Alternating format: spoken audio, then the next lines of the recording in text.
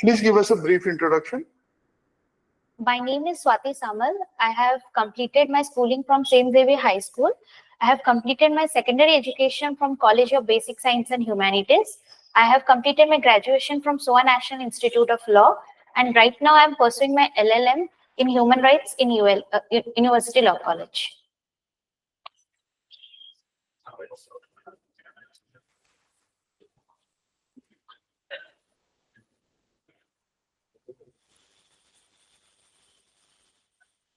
Okay.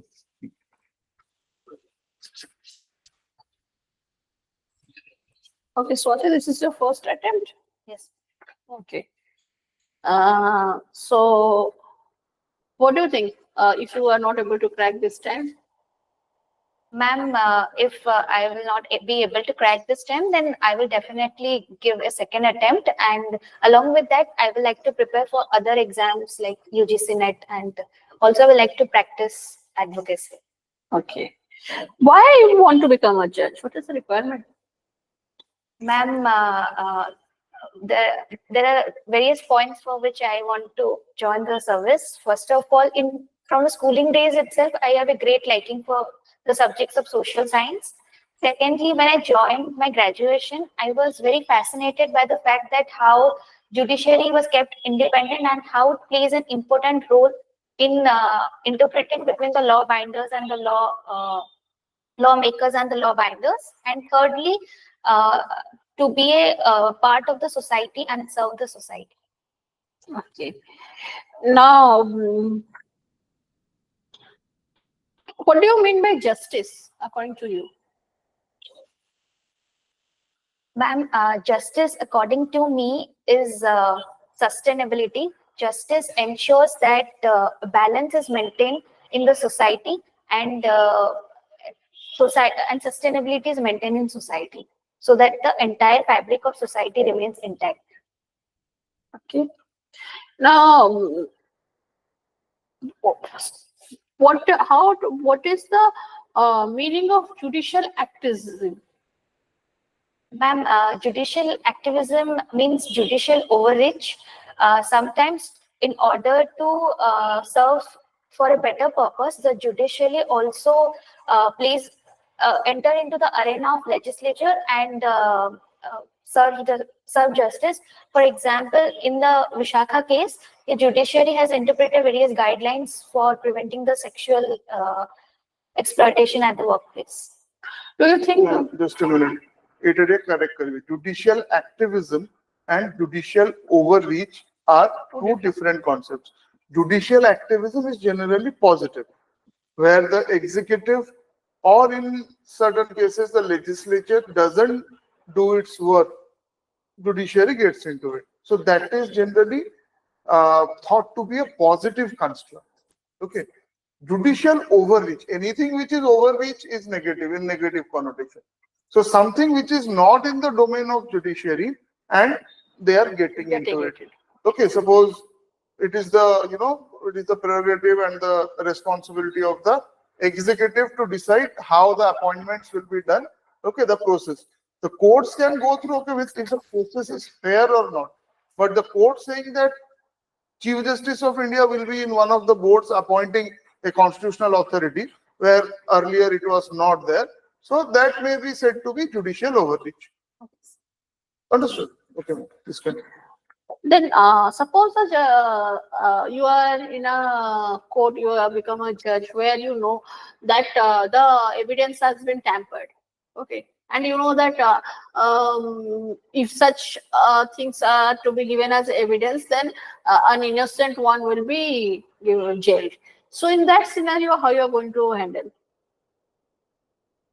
Ma'am, first of all, I will try my best to adduce the correct evidence before the court of law, and on whatever evidence is presented before me, upon that only and as per the provisions of law, I will decide the case so that the innocent is not been jailed. So, okay. So this is your first attempt, right? Okay. You are in your final year of post-graduation. Huh? Yes. You didn't give the exam last year? No, You were eligible? to No, give? sir, You're my not eligible. age. Okay, fine. So what are the optionals you have taken? The property law, law of crimes, and personal law. Right. Okay. So let us start with procedural law and law of crimes and all. So can you tell me what are the major differences? What are the changes that the new criminal laws have brought in with respect to BNS and IPC? What additions have been done? What changes have been done? Lot of changes have been done. At least three you can tell me. Three most important. Yes, sir. First of all, the punishments in various offences has been increased as per the changing times. Secondly, snatching has been made an offence under BNS. And thirdly, time has been prescribed for the investigation of the cases. Okay. Any punishment that has been added? Yes, sir. Another punishment has been added, that is community service has been added. So what is this community service? Can you just explain? And who all can, give community service? Can the High Court or Supreme Court gives community service? So a community service means, in general terms, when an offender is awarded, is said to serve the general public, general society. For example, recently in a judgment, High Court of Odisha has ordered a person to serve people at the Chandi Mandir. And Okay, fine. Since you mentioned Odisha High Court, so recently in one of the cases, Odisha High Court, recently before 6-7 days, that if without charge sheet, a person has been detained for a long period of time, then it amounts to, violation of his right to a speedy trial. So court gave a, although in the statute nothing has been mentioned, court gave a duration that if it is more than this year, then we will consider that, okay, it is a violation of his right to speedy trial. That person, is in jail for 6.5 years without the charge sheet. Okay, has been so. What is that? Quantum of time which the Odisha High Court suggested? sorry, sir. 6 years they have suggested. Okay, right. Acha. Who is the current Chief Justice of Odisha? So Justice Arindam Sinha. Okay. You can add just Honorable Justice, because the one of the brother judges would be there in the panel, right? And what about Chief Justice of India? So Honorable Justice Sanjeev Khanna. Okay. And who is the first woman Chief Justice of India? So there has not been any women Chief Justice, but in 2027, Honorable Justice P.V. Nagratna ma'am can become the first woman Chief Justice. He's from which state? Sorry, sir, I'm not able to answer. How many Chief Justice of India have come from Odisha? Who was the first one? So Honorable Justice Ranganath Mishra. Oh, correct. Then? And Justice, I'm unable to recall the. Okay.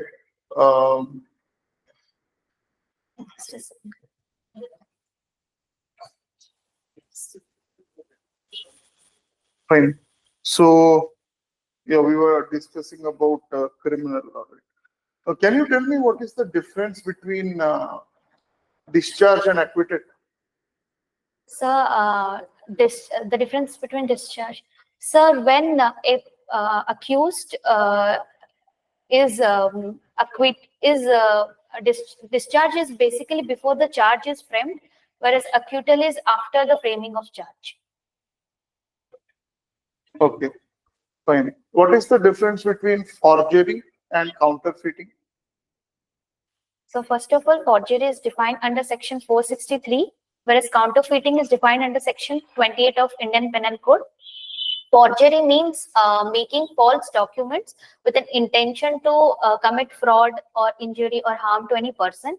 Whereas counterfeiting coins means to make the currencies or the coins which resembles that of an original with the intent to defraud. Is that only applicable to coins? Can't No, it be sir. The applicable to government, documents? no, sir. Government documents and coins, currencies, government documents, stamped documents to everything. Okay. You know of a very famous case in which thousands of crores government lost due to counterfeit stamp papers? No, sir. No? Telgi scam. Have you heard? Yes, sir. Huh? Yes, sir. Abdul Karim Telgi. Yes, sir. Huh? Okay. What is the special paper that you have taken in your LLM? So human rights. Human rights. Okay. So you have studied Universal Declaration of Human Yes. Rights. In which year that came into effect? So 1948. And is India a signatory? Yes, sir. So under that, what are the various covenants and what are the Indian statutes which we had to pass since we had signed that? Do we have a Human Rights Act in India? No, sir. No. No, sir. NHRC, Yes, when sir. was NHRC established and how it was established? এইটা তারা লিঙ্কটা আছে ওকে UDH তারপরে ওকে হ্ୟୁମାନ rights ଲ ଯୋଉଟା ଆମର ଇଣ୍ଡିଆରେ ହେଲା ସେଇଥିରେ ହିଁ ଆକ୍ଟ ରେ NHRC ର କ୍ରିଏସନ ଟା ରଖାଗଲା ଓକେ ସେଇ ପାର୍ଟଟା ପଢିଦେବେ ଯେହେତୁ ଆପଣଙ୍କର ହ୍ୟୁମାନ ରାଇଟ୍ସ ଟା ଓକେ ଆଚ୍ଛା what do you mean by natural justice and if you can tell me what are the principles or features or characteristics of natural justice? Yes, sir. So natural justice are the basic principles of justice all over the world. There are three basic principles. First, odi alteram partem, that everyone must be given a opportunity of hearing. Secondly, no one should be the judge of its own case. And thirdly, the judgment must be based on reasons and not arbitrary. Okay, fine. Since you are your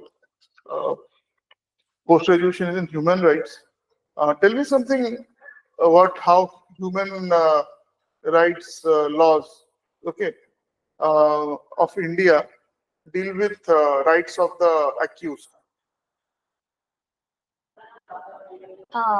So first of all, human rights speaks about a rule against double jeopardy, that no one shall be tried twice for the same offense.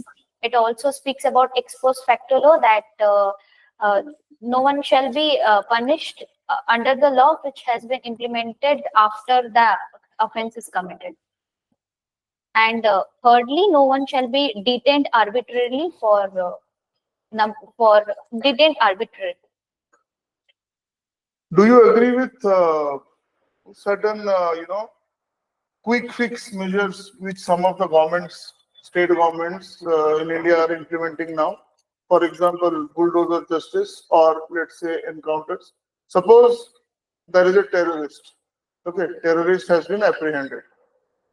Okay, and there is an encounter. The terrorist has been eliminated, and there are allegations. Okay, that the encounter is fake.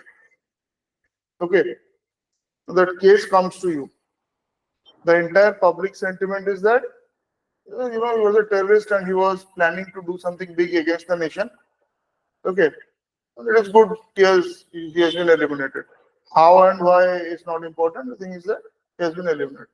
How are you going to decide the case? Because let's say you have discretion. Okay, evidence is not conclusive. You have discretion. If you want, you can punish the police people. Okay, you can, you feel, and some evidence points that this is certainly not a, encounter. This is basically planned. Okay, but on the other hand, there is public sentiment, and it is true that that person was going to do, let's say he was planning a bomb blast. Had he not been eliminated, then he would have carried out. hundreds of innocent people would have died. So how will you decide that case? Because it is on you now. Okay, you have discretionary powers, let's assume. How will you decide? And no one is going to question you. If you say that no, it is not a fake encounter, it's fine. No one is going to ask you anything. Okay, no one is going to question your judgment. If you punish the, the policeman also, they'll go to higher courts or whatever. But no one is going to question your judgment. Okay, so how you will decide? So first of all, as if I have to decide it as a judge, then first of all, although I may have the discretionary power, but I cannot exercise it arbitrarily, because the basic principles, the cardinal principle of criminal law is 100 criminals may be set out, but one innocent should not be hanged. So I will try to remain impartial, because this is the first and foremost quality of a judge. And then I will look upon all the evidence which are available as per the provisions of law. And as it is a criminal offense, I will decide the case on the basis that it should be proved beyond the reasonable doubt. Public sentiments should not affect me, because inside the courtroom, I have to remain impartial. Okay. Now suppose you're a lawyer, okay, and a person has come, okay, to take your help. That means he wants you to represent as his lawyer, and he has been charged of a very serious offense against women. Let's say sexual assault or rape. Okay, he wants you to defend him. When you are, you have in the basic questioning that you have done, and he accepts that he has done it. Will you represent him? So as a lawyer, in a law school, the first thing which was taught to us that as a lawyer, we are not there to decide anything. We are there for the representation. So if any person comes to us, then as per law, we cannot deny to represent them. So I will like to represent him, because a person is presumed to be innocent until proven guilty. Mm-hmm. So I will represent him. Suppose he is acquitted. Okay, he is acquitted, but you know that he is guilty because he had to confess to him, to you, in the beginning. So how will you balance that? What is morally right and what is legally right? Legal ethics and moral ethics. And suppose that person is acquitted because of you taking his case and securing his release. Suppose he does it again. Do you think that somewhere you would consider yourself as responsible? Or let me just tweak it. Will you represent a terrorist? Let's say, for example, like we had that Kasab. Okay, openly they were killing people. He was apprehended. Okay, and suppose no one is ready to represent. Okay, and you are given that opportunity. Will you represent a terrorist who has openly killed so many people? So as my moral ethics, then I may not represent him. But if order comes from the higher officials or superior officers or the court or high court or Supreme Court, then I am bound to represent him. But as per my discretion, as per my moral ethics, I may not represent him based on the facts of the case. Okay. You have taken personal law also, right? Yes, sir. Okay. So what is hiba in Muslim law? So hiba in Muslim law refers to gift. So can a Muslim male gift his entire property to someone else, not his children, third party? Entire property, can he gift it? No, sir. He cannot give the entire property. He has to reserve one third. Sorry, sir, I'm unable to recall it right. You are more or less right. Okay. And what is a wasiyat under Muslim law? And through a will, how much can a man, give to another person? Not his son or not his daughter. Can he give his full property? As a wasiyat means will under Muslim law. As per my knowledge, he can give 1/3 of his property to a stranger who is not his son or daughter. There is no concept of adoption in Muslim law. So what is the closest concept related to it? So suppose there is Muslim couple, okay, who cannot become biological parents.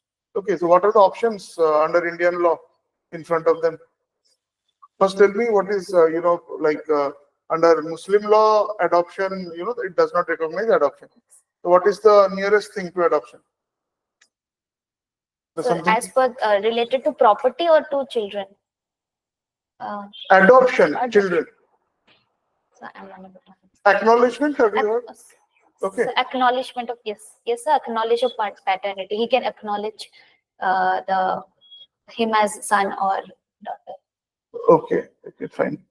So under Hindu law, okay, so suppose there is a couple, Hindu couple, they're having one boy and a girl, okay, they're biological children. Now they're interested in adopting a male child, okay. Will they be able to adopt as per Hindu adoption laws? No, sir. As per Hindu adoption laws, if they have their own biological child, then they cannot adopt any other child. So suppose a couple has one son, okay, they want to adopt a daughter. Is that possible? No, sir. If they have any child, any biological child of their own, they cannot adopt as per the Hindu adoption laws. Okay. So just check with this. Okay. If they have a boy, can they adopt a girl? And if they have both a boy and girl, can they adopt either a boy or a girl? Okay, just check that. Okay, fine. Others, you have taken property law. So tell me two doctrines which you have studied in transfer of property. One is the doctrine of feeding the grant to estoppel. Okay, and another is doctrine of election. So doctrine of election has been defined under section 35. It means if any person, the owner of the property, has given an express or implied authority to any person to express himself as the real owner, and he he transfers the property, and in the same transaction he confers any benefit to the owner, then the owner has the option either to accept it or reject it. He cannot choose both. And as per doctrine of feeding grant by estoppel, it means that if any person professes to have an authority to be the owner of property and has sold and has transferred that property, but actually at that point of time he did not have that authority. So if subsequently he acquires an authority, then he is stopped from denying the transfer. Okay, fine. What do you mean by mean profit, and what are the exceptions to mean profit? Sir, mean profit has been defined under the Civil Procedure Code. It means that if any person... You remember the section? So section 12, section 2, clause 12. Okay, is now the concept. So the mean profit means the profit or the benefits which a person acquire by retaining the wrongful possession of a property, and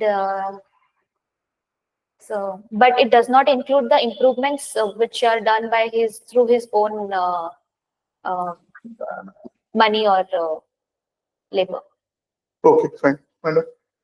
Okay, Swati, I was going through your hobbies. You have written that reading epic books like Ramayana and Mahabharata.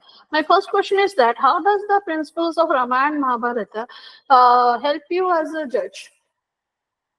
Ma'am, first of all, Ramayana teaches me that when you are bestowed with a activity or role of a king or raja, or in a activity of a public servant, then the foremost duty is to serve the people and not the family.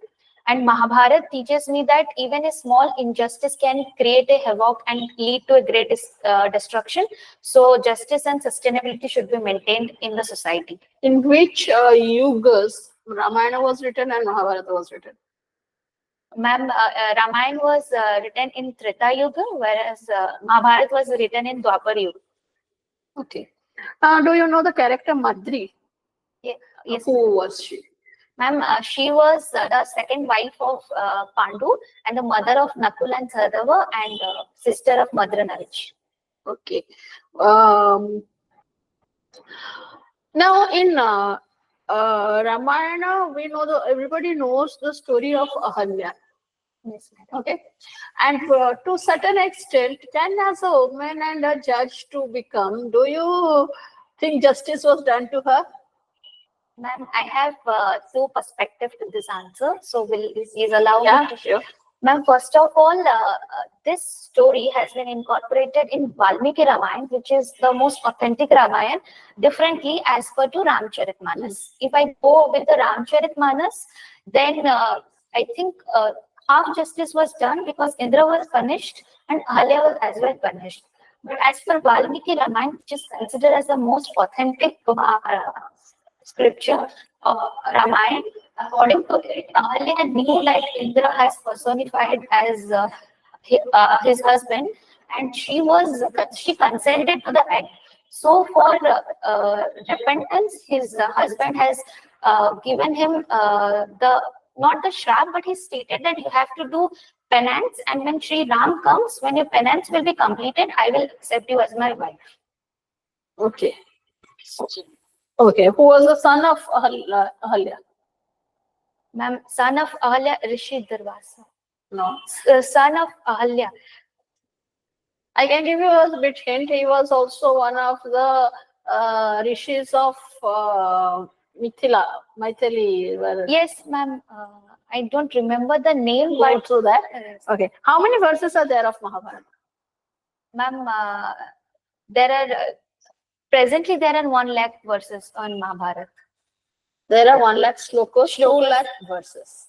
When that changed to verse, no, it becomes 2 lakhs. Okay? 1 lakh shlokas, 2 lakh verses. Okay, you can verify that also. Okay, just you're talking about Mahabharata. So as a judge, okay, how will you judge the character of Karna in Mahabharata? So, as a judge, the character of Karna is Suppose you are made a judge in that time, okay, and after Karna has been martyred. So suppose this question comes before you, that you analyze the character sketch of Karna. Was he good? Was he bad? How will you finally, if you just have to say good and or bad, how will you analyze? okay, sir. So, I will go as per the Bori critical edition, which is considered the authentic Mahabharata. First of all, in Mahabharata, he is represented as a bad character from the very starting because he was a main conspirator or the main instigator when even Shakuni was pursuing Duryodhana to give the land and stop the war. He was the main instigator to the war. So I will definitely give him the credit that he was the one for whose the war happened. So according to me, he was a bad character, and that's What do you think? Who was the initiator of Mahabharata war? What situation or what person, or who was the main culprit behind the Mahabharata war to be taken place? okay, ma'am. So, in my perspective, the main culprit behind the Mahabharata war is King Dhritarashtra, because he had the responsibility and he had that power, he had that authority to stop the war between the family, but he didn't do his duty well. So, a family war became a devastating war at last. It was his responsibility as well as his duty, which he failed to do. Okay. Now coming to our present scenario. So nowadays we are finding in society that media plays a major role in different judgments, or the trials are going on, they are covering it, they are displaying to the publics are becoming aware of that. Day-to-day updation is with each and everyone in their hands. So do you think it's a curse or a boon? Ma'am, first of all, it is a boon because as per media ensure transparency in the high profile cases, because high profile cases can easily be closed and it can be easily turned out. But media plays an active role in ensuring that there is transparency. And as far as judges do their great job by not being affected by the media trials. But media definitely plays a great role by ensuring transparency. Okay. Nowadays in society, we are seeing the children's abused or molested or the rape cases are increased, divorce because something negatives are happening each day, every day, especially with the children. So that is happening. So, do you think that we should means what are the steps should be taken by the judiciary system so that this number gets little bit decreased? Ma'am, first of all, awareness is the key reason. Awareness among the parents to look after it, because they are the most they're most closely related to the children. Secondly, we have to ensure that the children in schools and at the places where children often go are well security is there. And thirdly, there must be a different kind of tribunal should be set up for the cases for easy disposal of cases and conviction of the offenders. Okay. Now, suppose you become a case has come to your court where you know that suppose like in Odisha we have people below the poverty line, they are not aware of the laws, they are not literate. So, as a judge, what are the steps should be taken by the judiciary system for making them aware of it? Ma'am, firstly, we have to make them aware. Awareness programs must be initiated by the judiciary at a very lower level. Laws, general laws should be incorporated in the school curriculum itself so that they get the idea of their basic rights. Thirdly, the judiciary and other law agencies must join their hands to to make them aware of their rights and duties. Okay. Now, do you know that nowadays what happens is that certain group of children are there who are a bit disabled in some way or the other, like we can say they need some special training, or like autism children are there, ADHDs are there.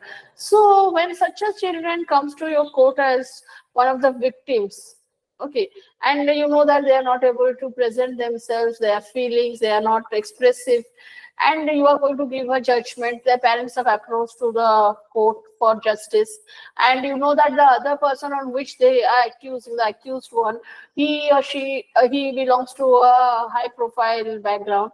So as a judge, how can you give a proper justice in such a case? So, sorry. Madam, if such kind of case comes to my court, then first of all, I will like to take the help of a child psychiatrist to understand that what he is feeling or what he's able to interpret.